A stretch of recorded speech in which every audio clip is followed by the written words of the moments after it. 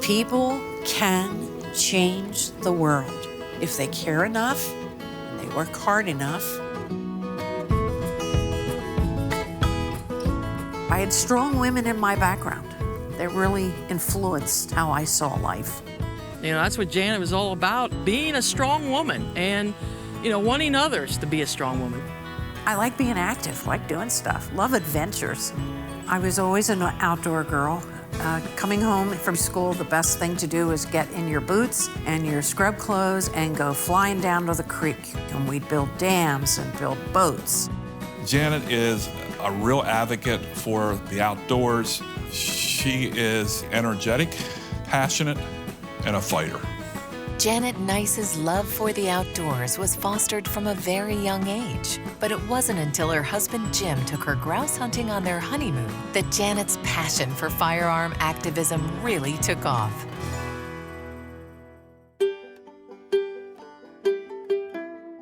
She was my girl. Out of anybody else you see, Janet was always just my girl. We were high school sweethearts. I was the #1 bass in the choir, and I had the front seat, and I looked up in the alto section, and there was this blonde girl sitting there with red sweater on, and I had to get to know that girl a little bit better. You remember the red sweater? I do remember the red sweater. Yeah, we're soulmates. Been married 51 years. Yep. We've had hardships. Yeah, plenty. But we don't go to bed without kissing goodnight. On our honeymoon, we went up to the mountains.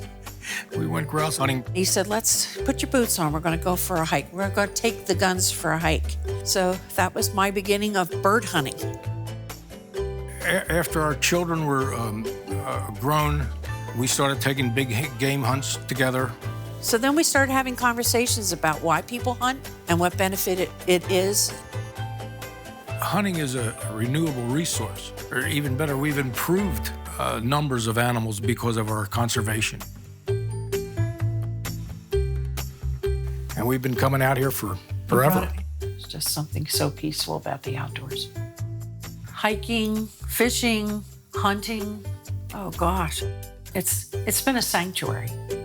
Janet's involvement with firearms and love for the outdoors have led to a long-standing tradition of advocacy for hunting and the shooting sports, a tradition she's carried over even through retirement. You might even say she's gaining momentum when others would have begun to slow down.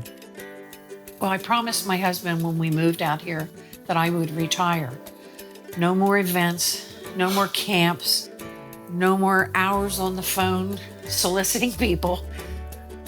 And I was good for about a year. You can't help it. I want to leave a footprint behind.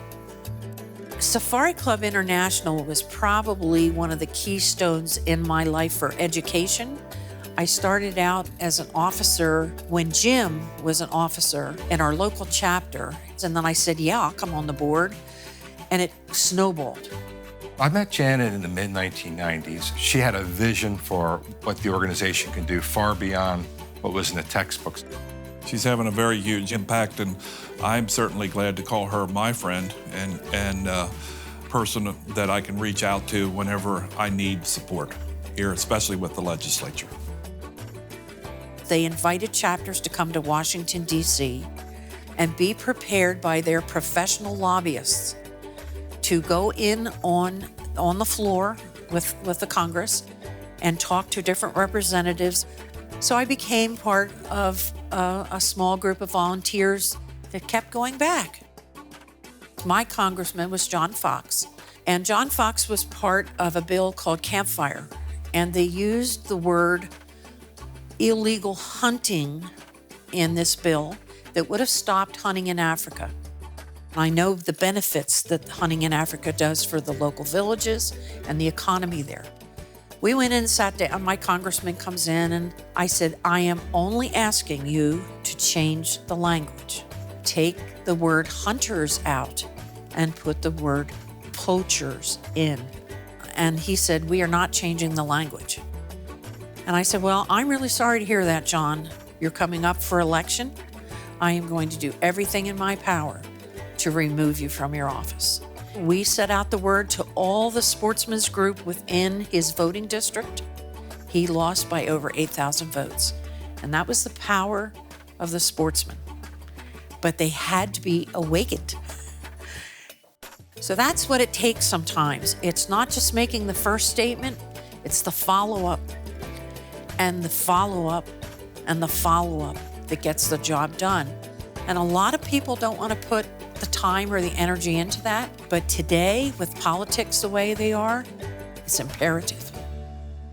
A lot of lives have been touched because of her engagement, because of her leadership. My grandson Jensen said, Mima, do you know everybody? So they were here for a weekend and we went to a fair. And I said to him when we got out of the car, don't worry, Jensen, not many people know me here. We weren't there 5 minutes and this man approached me with a big smile on his face and he goes, I know who you are. And of course, my grandson is already rolling his eyes. He goes, yeah, you're that NRA lady. Thank you for all you do. So he walked away and Jensen goes, okay, Mima, I guess everybody knows who you are. I have met a lot of people in a lot of organizations and several of the organizations I've worked for. My husband was a long-term NRA member and I never was a member for a long time because he was a member. Why did I have to be a member? It wasn't until I decided I wanted to make a bigger difference with instructing and be more formalized with being certified that I became a member. I just can't understand why a gun owner wouldn't be an NRA member.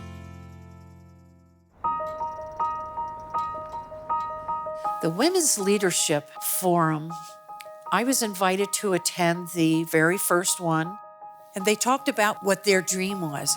And the dream that they wanted to bring together was to get the women of the NRA to no longer be silent partners, to step up and take a leadership role in securing the future for future generations and to secure the programs that affect and touch so many people. And I've been part of that ever since. And I've watched that evolve and grow, and it is just fabulous. Some of you know that I love quilting. And when I look around this room, I see brilliant, bright, strong colors, texture, fine stitching. And if I put you all together into a beautiful quilt, it would last forever and it would be called sisterhood. It's very humbling to stand up here to talk to you about any topic, knowing the commitment, the power, the talents that sit in this room. And I always go home learning more than what I brought to the table.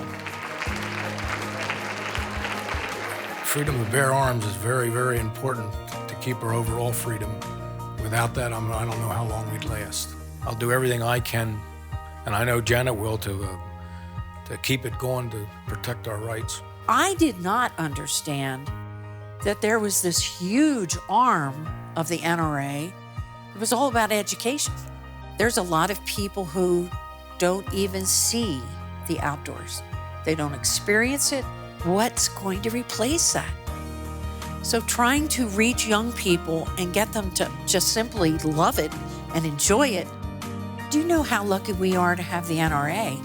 I was recently at the Capitol and the TV station was there and they had no idea what my background was. So they came up, would you talk to us? And they said, how do you feel about the NRA being here? And I said, oh, thank God they're here. And the guy went like that. And I said, well, what do you think the NRA is? I said, buddy, I'm the NRA. That guy over there is the NRA. We're people. We're Americans. We're Americans that care about the United States Constitution and the Bill of Rights. And when it's getting bad, they let us know, and then we can join forces, hold hands, and get in there and get it done.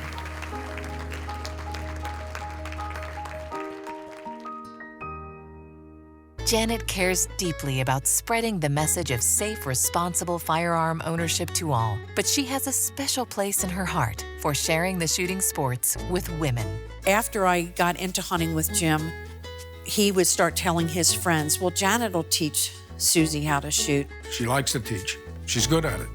And she'd always drag 8 to 16 women out there with her. I mean, took a whole band of them and introduced an awful lot of women to the outdoors. It's done by the NRA rules. Janet runs a tight ship. Janet was the one. She offered this class. And I was like, yes, because I wanted to get back into shooting so bad. I'd laid my gun aside and hadn't even picked it up in years. It's really a joy to teach. It really is. Women are very focused and they like to multitask. So they'll ask a lot of questions while you're trying to get them just to concentrate on one thing. But then all of a sudden they're zoned in and they learn quickly. Martha Smith, who came to my last basic pistol class, she walked in the door and she said, I hope I can do this. I'm really afraid of pistols. I wasn't really that interested before, but now that I've been shooting, it's fun. When you learn something about any issue, it takes the fear, the mystery, takes it out, and it opens the door for you to learn more about it. Once they understand this is a tool, it's the person that uses it that's important. We're a good half hour from any police protection here, and a lot can happen in a half an hour. The right to bear arms is paramount for anybody that wants to protect them, their family, and their property. Having the knowledge that they can take care of themselves in situations is important so that they can go on and enjoy life. There's so much positive, I think, the whole group of ladies have found and maybe have given us courage to be strong and to be who we are and not be afraid. The local guys who come here and shoot, they think this is great. They go, it's great you ladies are going out, learning how to shoot and doing it in a proper way. You don't have to do all of the things that come with firearms. You don't have to be anything that you don't want to be, but just shooting is so much fun. It's about helping other ladies feel good about themselves. Even though, they've been members of my church, we've been together 8 years, you kind of get to know a person a little differently on the range. I am just amazed that I am talking to this group of women who I didn't think would have any interest in firearms. Now we have a waiting list. That's a good thing. There just isn't anybody else that will do it right here. Not for the gals so much. No.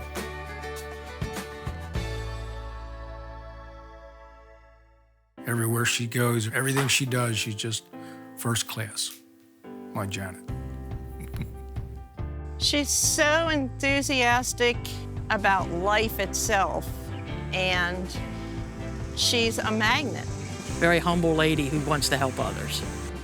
I hope I leave a legacy to my grandchildren.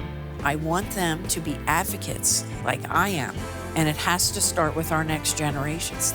But we all have to stand and fight, and I will hold my hand up. I will help.